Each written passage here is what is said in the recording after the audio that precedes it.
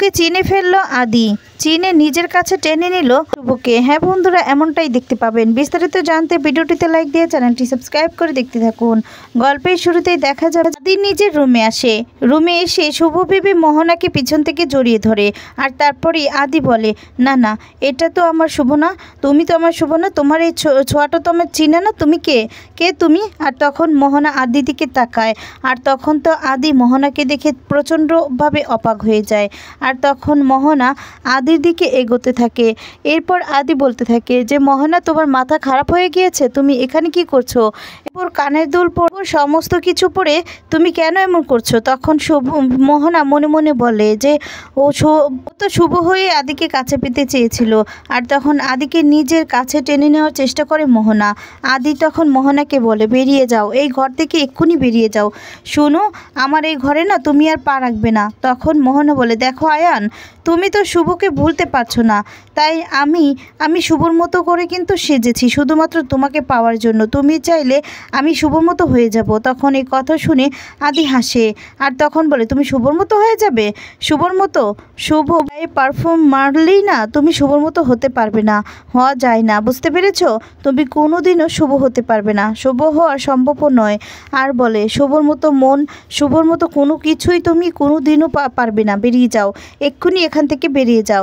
তখন মোহনা বেরিয়ে যাওয়ার আগেই দরজাটা লাগিয়ে দেয়। এরপর তো আদি ভয় পেয়ে যায়। ওদিকে দেখা যাবে শুভ মনে মনে বলতে থাকে যে, কি ব্যাপার, মোহনা কোথায় গেল? আদির ঘরে যায়নি তো?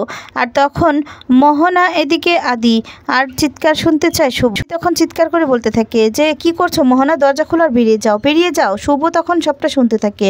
ওইদিকে মোহনা আদিকে কাছে পাওয়ার জন্য আপ্রাণ চেষ্টা করতে থাকে, যাতে করে আদিকে কাছে পেতে পারে। তার জন্য মোহনা জোর করতে থাকে, আদির সঙ্গে জোর করে নাচতে থাকে। আর তারপর দেখা যাবে কিছু জ্বালানা দিয়ে দেখতে পায় শুভ। আর শুভ সবটা দেখে অবাক হয়ে যায়। তারপর দেখা যাবে মোহনা একটা গ্লাসের মধ্যে বিয়ার নিয়ে নেয়। আর তখন বিয়ারের গ্লাস দেখে আদি সেদিনের কথাগুলো মনে পড়তে থাকে। আর তখন মনে মনে বলে, না না, আমার সব কিছু মনে পড়ছে, তাহলে মোহনার কথা কেন মনে পড়ছে না? আমি বিয়ার খাবো না। এই বলে মোহনা তখন জোর করে আদির উপরে পড়ে যায়। আর তারপর দেখা যাবে এদিকে শুভ দরজাটা খুলতেই শুভকে কেশবের সঙ্গে দেখে আদি। আর বলে, তুমি এখানে? আর তখন শুভ বলে, হ্যাঁ, আসলে কেশবের শরীরটা তো ভালো নয়, ওর মাম্মিকে খুঁজছে। আর মামির পাশাপাশি কিন্তু ড্যাডকেও তার বাচ্চাদের পাশে থাকতে হয়। ভাবলাম যে ওর আপনজনের কাছে দিয়ে আসি। আর তখন আদি বলে, কি হয়েছে কেশবের? আর তখন শুভ বলে যে, ওর শরীর তো ভালো নেই, ওর জ্বর, ছাড়া ওর মাম্মির জন্য ও খুব কান্নাকাটি করছে। তখন শুভ মনে মনে বলে, কেশব, তোর উপর অনেক বড় দায়িত্ব রেখে গেলাম বাবা, তুই দেখবি সবটা। এই বলে আদির কাছে কেশবকে দিয়ে চলে যেতে লাগলে মোহনা তখন বলে যে, আচ্ছা ডালি, তোমাকে তো ওকে সামলাতে হবে, এর জন্যই তো তোমাকে রাখা হয়েছে। আর তখন শুভ কিছুই বলে না, চুপ করে সেখান থেকে চলে যায়। এদিকে আদি তখন কেশবকে বলে, কেশব শোনা, তোমার কি হয়েছে বাবা? তোমাকে না 2 দিন ধরে আমি ঠিক পর্যন্ত কোলেও নিতে পারছি না, হচ্ছে আমার। তখন মোহনা বলে, আচ্ছা ওকে এখানে রেখে গেল কেন? তখন এই কথা শুনে আদি বলে, কেন, তুমিও তো কদিন পর মোহনা মা হবে, তাহলে নিজের বাচ্চা সম্পর্কে কি এমনটাই বলবে, নাকি বলবে যে না, ওকে আমি সামলাতে পারবো না? তখন মোহনা বলে, না না আয়ন, আসলে এটা আমি বলতে চাইনি, ও তো আমার বাচ্চারই মতো না, ও আমার নিজেরই বাচ্চা। তাহলে? আর তখনই দেখা যাবে কেশবকে বসিয়ে আদি বলে, মোহনা শোনো, একটা কথা শোনো।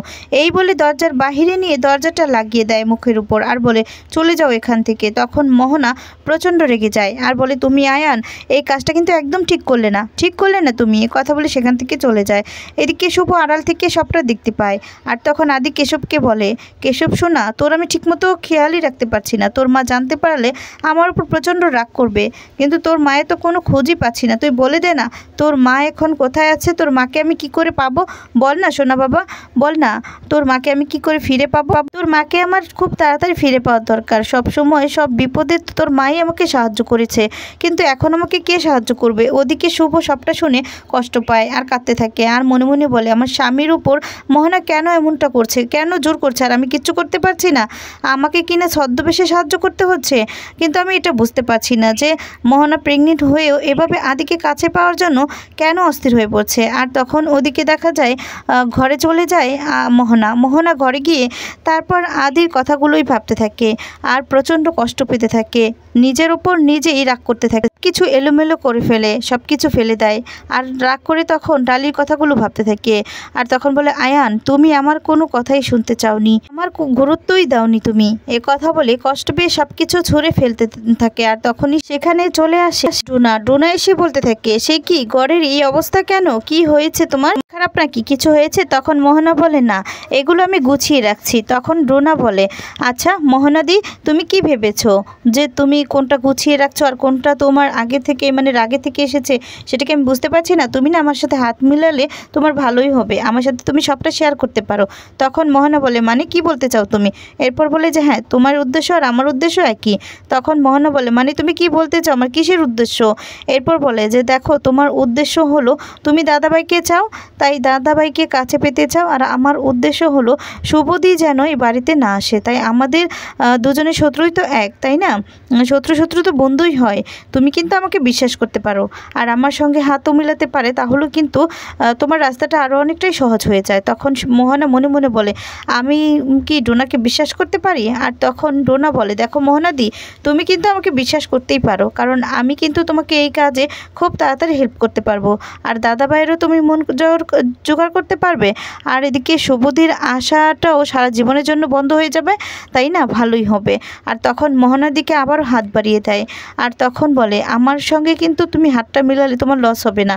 এরপর মোহনা ডোনার সাথে হাতটা মিলিয়ে নেয় আর বলে, এই তো আমাদেরকে একসঙ্গে মিলতে হবে, মিলে কাজ করতে হবে। তাই তোমাকে না দাদাভাইকে পেতে হলে সব থেকে বেশি দরকার আমার শাশুড়ি মা, তার মন জয় করা। তুমি না তা আবারও যেরকম নাটক করছিলে, ডিসপারেট হও, কান্নাকাটি করো, আস্তে আস্তে আমার শাশুড়ি মার মনটাও তুমি জয় করে নাও, তাহলে দেখবে শুভদি আর কোনো দিনও ওই বাড়িতে আসতে পারবে না এই বাড়িতে। আর তখন মোহনা খুশি হয়ে যায়। ওইদিকে দেখা যাবে শুভ নিজের মতো করে নিজে খাওয়াতে থাকে আর বলে, কেশব শোনো তুমি তো খুব লক্ষ্মী হয়ে গিয়েছো, তোমার বাবা বলে আমার চ্যাম একদম ভালো হয়ে গিয়েছে। তখন এই কথাগুলো আদি সব শুনতে পেয়ে ছুটে চলে আসে। শুভ তখন মনে মনে বলে, সর্বনাশ, আদি আবার সবটা শুনে ফেলেনি তো, শুনলে তো সর্বনাশ হয়ে যাবে। আর তখন আদি এসে শুভকে চেপে ধরে আর তখন বলে, তুমি কি বলছিলে একটু আগে? আর তখন শুভ বলে, না স্যার আমি তো কিছু বলছিলাম না, আমি তো বাচ্চাকে খাওয়াচ্ছিলাম। তখন আদি বলে, তুমি একটু আগেই বাংলা ভাষায় কথা বলছিলে আর চ্যাম বলছিলে না, ওটা তুমি কি করে জানলে? ওটা তো আমি একমাত্র এই বাড়িতে জানি। এরপর শুভ বলে যে এখানে তো এটা সবাই বলে। তখন বলে, না শুধুমাত্র এই বাড়িতে আমিই বলি, আর কেউ বলে না চ্যাম, তুমি সেটা কি করে জানলে? তখন শুভ মনে মনে বলে, সেটা কি আমি জানি না? আমি জানি, কিন্তু কি বড় যে ভুল করে ফেললাম। তখন বলে, গ্র্যানিই তো আমাকে বলেছে যে বাচ্চাকে নাকি ওর বাবা চ্যাম বলে ডাকে। তখন আদি বলে, একদম মিথ্যে কথা বলবে না, একটু আগে আমি শুনলাম, স্পষ্টভাবে শুনলাম তুমি বাংলা ভাষায় কথা বলছিলে, তোমার চলন আমার একজনের সাথে মিল পাই। আর তখন শুভ বলে, কি যে বলুন না স্যার, আপনি কার সঙ্গে মিল পাবেন? তখন শুভর উপরে রেগে যায় আদি আর তখন বারবার করে জিজ্ঞেস করে, কে তুমি বলো, কে তুমি? তখনই সমিত চলে আসে, এসে তখন আটকায় আর বলে, বড়দাভাই এখান থেকে চল। এরপর সাইডে নিয়ে আদিকে বলে, আচ্ছা দাভাই শুভর কোনো খোঁজ পেলি, ইন্ডিয়াতে খোঁজ নিয়েছিস? তখন বলে, না। সমিত তখন বলে, শুভটা যে কোথায় চলে গেল, ও থাকলে না সব কিছু সমাধান করে দিত, আমরা একটু ভরসা পাই, কিন্তু কোথায় যে চলে গেল সেটাই তো বুঝতে পারছি না। তখন আদি বলে, সেটা তো আমিও বুঝতে পারছি না রে, কোথায় খুঁজে পাবো ওকে, কোথায়? আমাকে শুভকে খুঁজে বের করতেই হবে, প্রচণ্ড দরকার আমার, এখানে লাগবে। শুভ প্লিজ তুমি ফিরে এসো। এই বলে মনে মনে শুভর কথাই ভাবতে থাকে আদি। ওইদিকে শুভকে বারবার করে আদি ফোন করতে থাকে। ফোনটা নিয়ে মনে মনে বলে, আজকে তো বড় বাঁচান বেঁচে গেছে, আজকে মনে হয় আদির কাছে ধরাই পড়ে যেতাম, কিন্তু আমাকে আর সাবধান হতে হবে। এরপর নিজের ফোনটা হাতে নিয়ে দেখতে পায় যে আদি ফোন করেছে, ওকে ভয়েস মেসেজ করেছে। তখন শুভ বলে, ফোনটা সাইলেন্ট ছিল, এখনও বুঝতে পারি। তখন বলে, যেভাবে আদি আমাকে ফোন করে যাচ্ছে এভাবে তো আমি ধরা পড়ে যাব। এরপর দেখা যাবে দুজনেই যখন ফোন করতে থাকে, এক পর্যায়ে বুঝতে পেরে যায় আদি যে এটাই হচ্ছে তার শুভ, কারণ ফোনটা সেখান দিয়েই বাজছে।